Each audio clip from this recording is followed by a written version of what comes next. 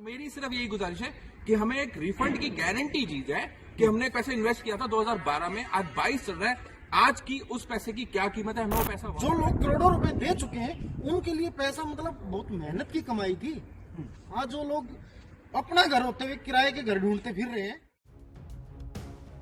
ये दुख और दर्द गुरुग्राम के सेक्टर 37 की एनबीसीसी सोसाइटी में रहने वालों का है, जिन्होंने अपनी पूरी जिंदगी की कमाई बिल्डर को दे दी और अब उन्हें उन्हीं के आशियाने से 15 दिन में निकलने को कह दिया गया है। बीते दिनों गुरुग्राम के सेक्टर 109 की चिंतल सोसाइटी के 6 फ्लोर डैडहा के गिरने के बाद उसके आसपास और तमाम सोसाइटी में रहने वाले लोगों को अपनी सुरक्षा का डर सता रहा है, जिसे देखते हुए दिल्ली तक ने एक मुहिम शुरू की है। मुहिम बिल्डरों की मनमानी के खिलाफ, जो पैसों के लिए लोगों को घटिया फ्लैट बेच निकल लेते हैं। शिकायत करने के बाद उनके कानों पर जूं तक नहीं रेंगती और ना प्रशासन समय रहते लोगों की परेशानी का संज्ञान लेता है। यही सब गुरुग्राम की चिंतल सोसाइटी में भी हुआ था। समय रहते न बिल्डर ने शिकायत सुनी न पुलिस ने। नतीजा, बिल्डिंग के एक टावर की 6 मंजिल भद-भदा कर गिर गई, जिसमें 2 लोगों को अपनी जान गंवानी पड़ी। ऐसी ही एक और जर्जर और खस्ताहाल सोसाइटी का मामला गुरुग्राम के सेक्टर 37 डी में स्थित एनबीसीसी ग्रीन व्यू से सामने आया है, जिसकी तस्वीरें आप इस समय स्क्रीन पर भी देख पा रहे हैं। हालत देखकर लगेगा ही नहीं कि ये 4 साल पुरानी सोसाइटी है। अपनी जिंदगी भर की कमाई लगा जिस आशियाने को खरीदा, महज 4 साल में उस आशियाने का ये हाल हो गया कि सोसाइटी की जर्जर हालत को देखते हुए यहाँ रहने वाले तमाम निवासियों को 15 दिन के भीतर इस सोसाइटी को खाली कर किसी सुरक्षित जगह शिफ्ट होने के आदेश जारी कर दिए गए हैं। दिल्ली आईआईटी की टीम ने इसे खतरनाक श्रेणी में घोषित कर यहाँ के जितने भी रहने वाले लोग थे उनको यहाँ से 1 महीने के भीतर शिफ्ट करने के लिए कहा था। एनबीसीसी की ये ग्रीन व्यू अपार्टमेंट सोसाइटी है, जिसे महज 4 साल पहले ही बनाया गया था और आप देख सकते हैं कि महज 4 साल के दौरान किस तरह से ये बिल्डिंग जर्जर हो चुकी है। करोड़ों रुपए की लागत से ये बिल्डिंग बनाई गई थी।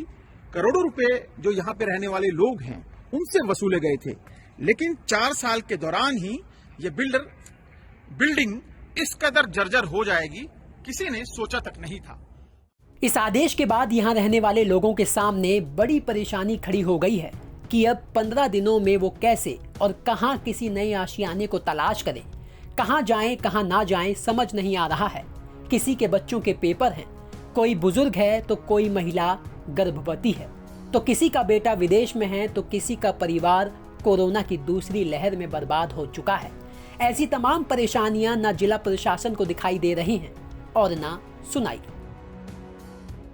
उद्देश्य सिर्फ एक ही नॉर्मल सा क्वेश्चन करना चाहता हूँ। उनके पास 4 एकड़ में बना हुआ बंगला है, उनको शिफ्ट करना है। आज ट्रांसफर हो गई, उनको कल चंडीगढ़ में कहीं पे बिठा दिया गया, वहाँ पे फिर उनको 4 एकड़ का बंगला मिल जाएगा। हमें यहाँ से शिफ्ट करने के लिए पैकर को बुलाना है, अपने बच्चों को देखना है, कहाँ एडमिशन है, कोई प्रेग्नेंट बीवी है, किसी का हस्बैंड बाहर गया हुआ है, वो लोग क्या करेंगे? 15 दिन में कोई जादू की छड़ी किसी के पास नहीं है यहाँ पे। दूसरी बात, पैसा ले लिया गया है, वो एनबीसीसी को क्यों नहीं बोलते कि इन लोगों का या तो पैसा दिया जाए या इन लोगों को थोड़ा टाइम दिया जाए। जिस हिसाब से वो इनको एकदम से टॉर्चर करने पे लगे हुए हैं कि मतलब खाली कर दो खाली कर दो। आज तक नहीं बिल्डिंग टूट के गिरी, अभी उनको एकदम से ये लग रहा है कि बस फटाफट इनको खाली करो और जब पैसा होगा देख लेंगे। अब इसे चोरी और सीना जोरी ना कहें तो फिर क्या कहें? आप ही बताइए कि जिस बिल्डर ने 4 साल पहले सेक्टर 37 डी में एनबीसीसी ग्रीन व्यू के नाम से सोसाइटी बना, लोगों से 1 करोड़ से 1.5 करोड़ वसूले और उन्हें पोजीशन दिया, सोसाइटी 4 साल के भीतर जर्जर हो गई। ये हम नहीं बल्कि दिल्ली आईआईटी की टीम की ये लिखित रिपोर्ट बयां करने में लगी है कि कैसे बिल्डर ने घटिया मटेरियल का इस्तेमाल कर यहाँ रहने वाले लोगों के साथ, उनकी जिंदगियों के साथ खिलवाड़ करने की कोशिश की और बड़ी लापरवाही को अंजाम दे डाला। लेकिन जिला प्रशासन बिल्डर के खिलाफ कार्रवाई करने की बजाय यहाँ रहने वाले लोगों को शिफ्ट करने के आदेश जारी करने में लगा है। सेक्टर 37 डी में जो एनबीसीसी के द्वारा एनबीसीसी ग्रीन व्यू नाम की सोसाइटी बनाई गई है, उसमें टोटल 40 ओड रेजिडेंट्स हैं जो हाई स्टोरी फ्लैट्स में रह रहे हैं और 100 के करीब EWS फ्लैट्स के लोग हैं। एक IIT दिल्ली की रिपोर्ट आई थी जो कि कंडक्ट कराई गई थी, बिकॉज जो वहाँ की बिल्डिंग्स थी उसमें काफ़ी अनोमलीज आने लगी थी, दरारें आने लगी थी। तो IIT दिल्ली की रिपोर्ट थी अक्टूबर 2021 की, जिसमें उन्होंने स्ट्रक्चर्स को अनसेफ बताया और ये कहा कि विद इन 2 मंथ्स रेजिडेंट्स को यहाँ से शिफ्ट कर लिया जाए, नहीं तो कोई भी हादसा हो सकता है। उस सिलसिले में हमने कल जो बिल्डर हैं, जो NBCC है, गवर्नमेंट ऑफ इंडिया की PSU है, उनको और रेजिडेंट्स को बिठा के एक मीटिंग की थी। और उसमें हमने एक जो बीच का रास्ता वो ये निकला कि 1 मार्च तक रेजिडेंट्स सारे फ्लैट्स खाली कर देंगे, क्योंकि स्ट्रक्चर अभी सेफ नहीं है। और जो जहाँ भी रेंट पे रहने के लिए जाएंगे तो सारे जो रेंट है वो NBCC बियर करेगा। जो ट्रांजिशन चार्जेस हैं, जो ट्रांसफर चार्जेस हैं सामान वगैरह शिफ्ट करने का, वो भी NBCC देगा। और 1 महीने के अंदर NBCC इंटरेस्ट के साथ पूरी अमाउंट रिफंड करेगा फ्लैट होल्डर्स को, ताकि वो अपना कहीं और सेटल हो सके।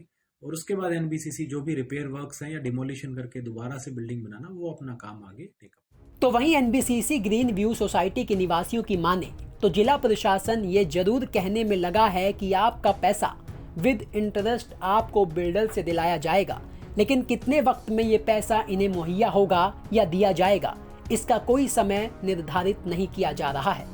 बिल्डर अपनी जिम्मेदारी से भागने में लगा है और जिला प्रशासन उसके खिलाफ कार्रवाई न कर उसका सहयोग कर साफ संकेत देने की कोशिशों में लगा है कि कैसे पूरा सिस्टम बिल्डरों को पनाह देने में लगा है। और इस आरोप को इस बात से भी बल मिलता है कि रेरा और हरेरा जैसे सिस्टम स्थापित करने के बाद भी सेक्टर 109 में हुए हादसे में 2 महिलाओं की मौत के बाद 2 FIR दर्ज करने के बावजूद अभी तक किसी की गिरफ्तारी नहीं हो पाई है। ब्यूरो रिपोर्ट, दिल्ली तक।